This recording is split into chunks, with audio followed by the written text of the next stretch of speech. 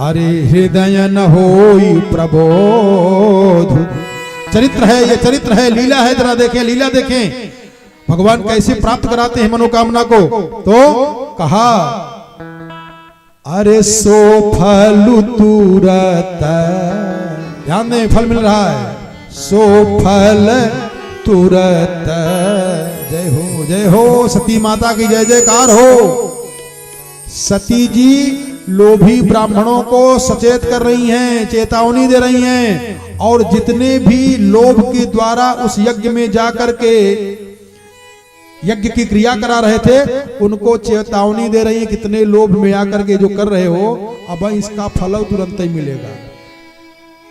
और एक फल और बता रही हैं, हमने जो कथा सुनी है उसका भी फल मिलने वाला है। सो फल तुरत लाभ सब काहू, सो फल तुरत लाभ सब काहू, सो फल लाभ तुरत सब काहू, सो फल लाभ लाभ सब काहू, भली भांति पछताव पिता हो, भली भांति पछताव पिता हो, भली भांति पछताव पिता हो, भली भांति पछताव पिता।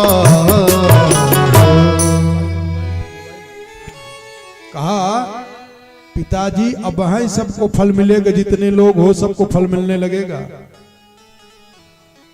सती जी जाती हैं और यज्ञशाला में जो अग्निकुंड है उसी अग्निकुंड में उत्तर की तरफ मुख करके बैठी हैं। ध्यान से समझिएगा, उत्तर की तरफ मुख करके बैठी हैं। इसके बहुत भाव हैं।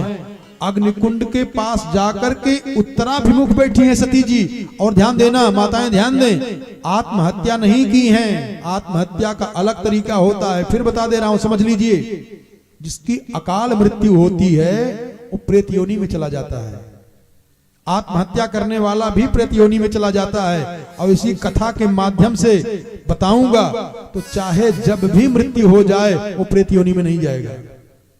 अकाल मृत्यु किसे कहा जाता है? जैसे कोई कितनी भी उम्र में चला जाए, मर जाए, लौकिक देहात की भाषा बोल दे रहा हूं, मर जाए, चाहे 100 साल का 120 साल का होकर के मर जाए, तो पंडित जी कहते फला प्रेतस्य प्रेत योनि में चला गया। क्यों? अपने आयु से मरा तब प्रेत में चला गया, एक्सीडेंट में मरा तब प्रेत में चला गया। भैया तो कैसे जाएगा? पितृकुल में कैसे जाएगा? उसका एक कारण है क्या? अकाल मृत्यु का अर्थ होता है कि कामना आपकी बाकी है, समय पूरा हो गया, मर गए, ये अकाल मृत्यु हो गई, बिगड़ गया मामला। और आपकी कामना पूर्ण हो गई, समय बाकी है, इसी को मोक्ष कहा जाता है। तो जब आप कथा सुनेंगे, भगवान का भजन करेंगे, तो या तो आपकी कामना संपूर्ण पूर्ण हो जाएगी, अथवा आपकी कामना करने की वृत्ति ही पूर्ण हो जाएगी, तो अब मोक्ष की प्राप्ति हो गई। फिर आपको कहां जाना है? प्रेत योनि में। बात समझ में आ रही है? एक छोटा सा उदाहरण दे दूं, बड़े प्रेमी श्रोता हो। एक राजा थे, राजा की एक लड़की थी। तो जो राजा के यहां, तो राजा की एक लड़की थी, तो राजा के नौकर ने कहा कि मैं इसी के साथ विवाह करना चाहता हूं। तो राजा की लड़की विदुषी है, और उस नौकर की मां रोने लगी कि अब मेरा बेटा मारा जाएगा। जहां पता चला राजा को, तहां वो जिंदा जमीन में गड़वा देंगे। तो राजा की राजकुमारी ने पूछा उस नौकरानी से कि दादी क्यों रो रही हो? कहा बिटिया क्या बताऊं, अब तो हमारा विनाश हो जाएगा। कहा क्यों?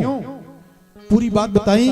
तो राजकुमारी जी हंस कर कहा काहे इसके लिए चिंता करी, ये तो 2 मिनट का काम है, ठीक कर देती हूँ। उस लड़के को बुलाई, कहा इधर आओ। लड़का गया, कहा आपकी क्या इच्छा है? कहा कि मैं चाहता हूं आपसे हमारा विवाह हो जाए।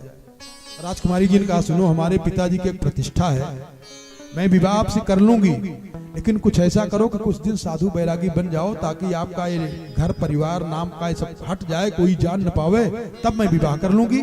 और जब ये गया, ढोंग किया साधु बनने का, सही सही साधु नहीं बना था, ढोंग किया था। और ढोंग करने का साधु का आनंद इतना आया, जब इसकी ख्याति बढ़ी तो राजकुमारी जी पहुंची, प्रणाम की, कहा महाराज जी जरा सबको बाहर करें, कुछ बात करना चाहती हूँ। जब सबको बाहर किए तो हाथ जोड़ करके राजकुमारी जी ने कहा कि विवाह करोगे हमसे? अब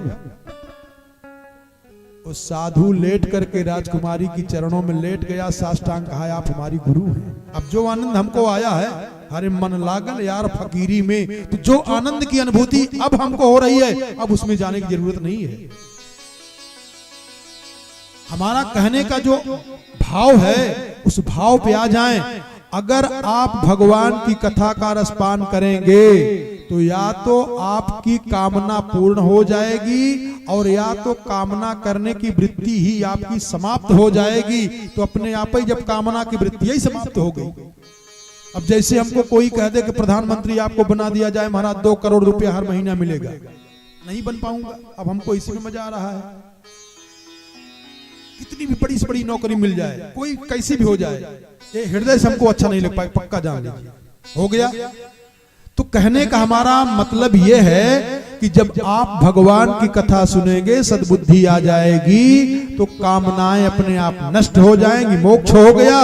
और अगर आपके अंदर, आपके भीतर कामनाओं का बीजारोपण होता रहा और मृत्यु हो गई, तो आपको जाना पड़ेगा प्रेत योनि में।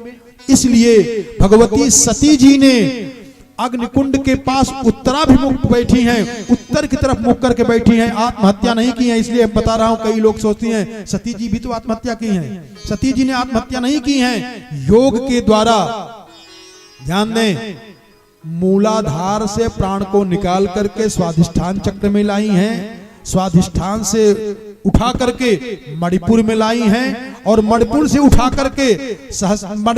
करके विशुद्धि चक्र में लाई हैं, विशुद्धि चक्र से उठा करके अनाहत चक्र में लाई हैं, अनाहत से उठा करके आज्ञा चक्र में लाई हैं, और आज्ञा चक्र से प्राण को उठा करके सहस्त्रार से प्राण को निकाली है, वो योग के द्वारा निकाली हैं, और उत्तराभिमुख करके निकाली है अपने प्राण को।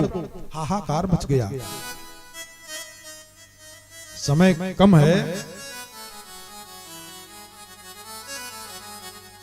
इसलिए थोड़ा क्षमा करिएगा। प्रसंग कल विस्तार से और ज्यादा सुन जाएंगे, समय भी ज्यादा हो रहा है। सती जी का शरीर जब शांत हुआ है, दक्ष प्रजापति के साथ में जो भृगु जी महाराज थे, रिभु पैदा कर दिए, और जो शंकर जी के दोनों गण गए थे वो कमजोर पड़ने लगे। देवर्षि नारद पहुंचे हैं। देवर्षि नारद जब जाकर के कैलाश पर्वत पर जाकर के मनाया है, बाबा को समाधि से जगाया है, ये है नारद। नारद का ये असली अर्थ है। नारद बाबा जाकर के समाधि से भगवान शिव को जगाए हैं। बाबा जग जाओ, जग जाओ। अरे कैलाश के निवासी नमो बार बार हो। ध्यान दें, वो जितने लोग बैठे हो सबके पास कैलाश पर्वत है। प्रधान जी ध्यान दें, कैलाश पर्वत के 1 योजन अगल बगल में भूख प्यास नहीं लगती है। कहाँ है वो? है यहीं अपने पास, इसी कथवई में है। जान जाओ तब न, सो रहे हो सो। इसलिए कथा सुनना चाहिए। आया है शास्त्र में कि सतम विहाय भोक्तव्यम, 100 काम छोड़ करके समय से भोजन कर लेना चाहिए। सहस्रम स्नान माचरेत, हजारों काम छोड़ करके समय से स्नान कर लेना चाहिए। और लाखों काम छोड़ करके दान पुण्य कर लेना चाहिए। और सर्वम त्यक्त्वा हरिम भजे। जैसे श्रीमती जानकी सिंह जी ने जानकी जी की कथा का आयोजन करा दिया, इतना बड़ा सब काम धंधा कहा बंद करो, बुलाओ सब जितने लोग हैं सबको कथा कराओ। तो अपने भीतर जो कैवल्य उल्लास है उनको जगाइए। कहा कैलाश के निवासी नमो